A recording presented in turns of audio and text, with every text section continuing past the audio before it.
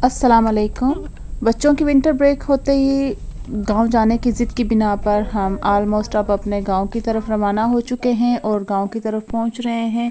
रात का वक्त हो गया था। गांव पहुंचकर खाना खाने के बाद बच्चे चूँकि थके हुए थे तो जल्दी सो गए। अरहम की तबीयत भी ठीक नहीं थी तो वो जल्दी सो गया और यह है हया खाला के पास सो रही है।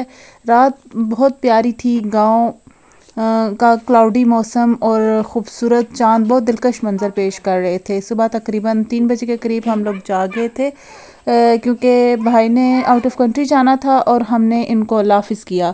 उसके बाद बच्चे भी सुबह जल्दी जाग गए और हमने अपना कमरा क्लियर कर लिया। गांव में रूम्स बड़े बड़े होते हैं और रूम्स में इस तरह शेल्फ बने होते हैं जिन्हें छत्तियाँ कहते हैं, जिन पर बर्तन रखे होते हैं। गांव में सब लोग जल्दी जाग जाते हैं और जल्दी जल्दी अपने रोज़मर्रा के काम भी कर लेते हैं। यहाँ पर बच्चे अपनी एक्टिविटीज़ में मसरूफ़ हैं। अरहम हया के कज़न्स भी आ चुके थे।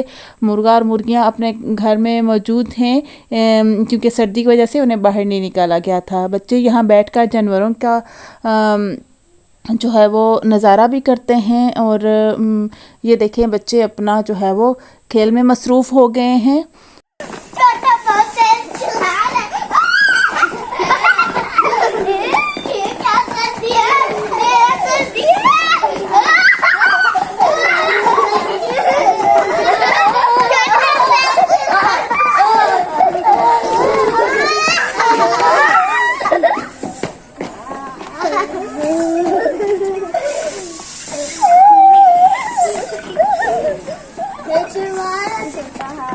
कर रहा है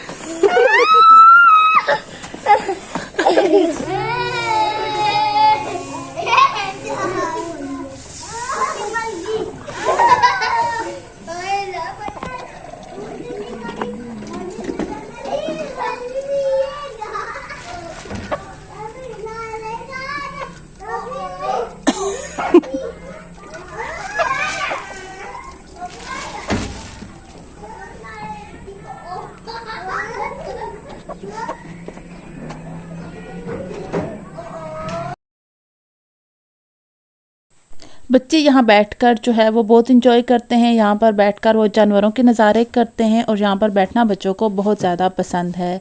यहाँ से देखें फिर यहाँ से ये लोग अपने जानवरों एनिमल्स को भी देखते हैं और इनको इनकी जानवरों की एक्टिविटीज़ अच्छी लगती हैं।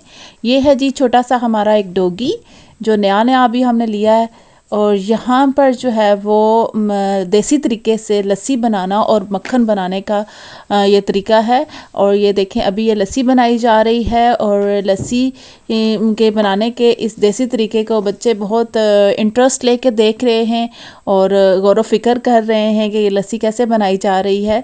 और इस तरह के तरीके से जो है वो बहुत ही मज़े की लस्सी बनती है और फिर उसमें से मक्खन भी निकाला जाता है।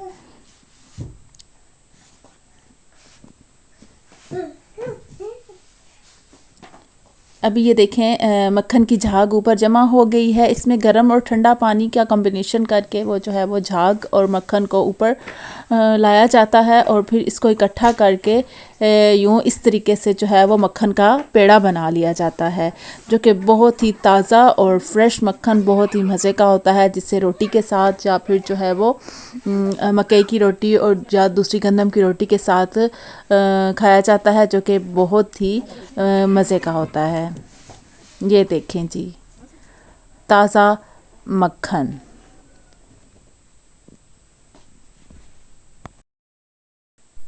बच्चों ने अपने कज़न्स के साथ दोबारा से अपनी एक्टिविटी स्टार्ट कर ली हैं। बच्चों ने फिर से फुटबॉल खेलना शुरू कर दिया है। खेलते खेलते जो है वो बहुत ज़्यादा इन्जॉय कर रहे थे। और उसके बाद फुटबॉल खेलते खेलते उनकी नज़र जो है वो चारा काटने की तरफ पड़ी तो वो उसकी तरफ मुतवज्जो हो गए। अगर चारा की फसल जो है वो बड़ी लंबी हो तो वो फिर मशीन के ज़रिए से उसको काटा जाता है जानवरों के लिए, और अगर फसल छोटी हो, छोटा पौधा हो फसल का, तो फिर यूँ हाथों से काट लिया जाता है ताकि जो है वो चारा ज़ाया ना हो। और यहाँ पे देखें बच्चे जो है किसी तरह इंटरेस्ट लेके जो है वो देख रहे हैं कि ये क्या काम हो रहा है। ये जानवरों के लिए जो है वो हाथों से टोके की मदद से जो है वो चारा काटा जा रहा है।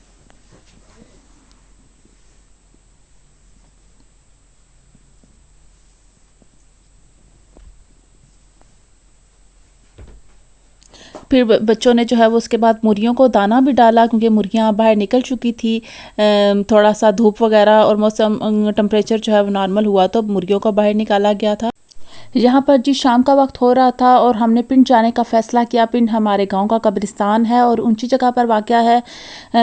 यहाँ पर भी जो है वो बच्चों ने हमारे साथ जाने का फ़ैसला किया, और जहाँ भी जाएं बच्चे तो साथ ही होते हैं। खैर हम दरवाज़ा खोल कर अंदर दाखिल हुए तो मैंने बच्चों को जो है कब्रिस्तान के आदाब बताए कि सबसे पहले अस्सलाम वालेकुम या अहलल कबूर बोला जाता है, फिर सूरह इखलास पढ़ कर सारे कब्रिस्तान में सबको एहसाले सवाब किए जाते हैं। पिंड में बहुत ही खूबसूरत फूल और सब्ज़ा और बिल्कुल एक पार्क का समा पेश कर रहे थे, और बहुत ब्यूटीफुल सनसेट का टाइम था, तो ये बहुत आंखों को भला लग रहा था।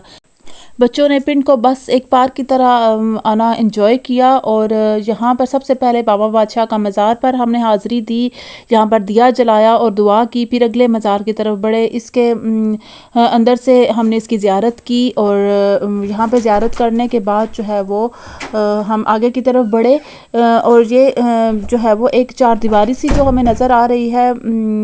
इस चार दीवारी के बारे में बच्चों ने पूछा कि ये क्या चीज़ है। तो बेसिकली जो है वो ये एक चार दीवारी है जहाँ पर गांव के लोग जो हैं वो अपने मुक़द्दस औराक और कुरान पाक जो शहीद हो चुके होते हैं, शहीद कुरान पाक के नुस्खे वो दफन करते हैं।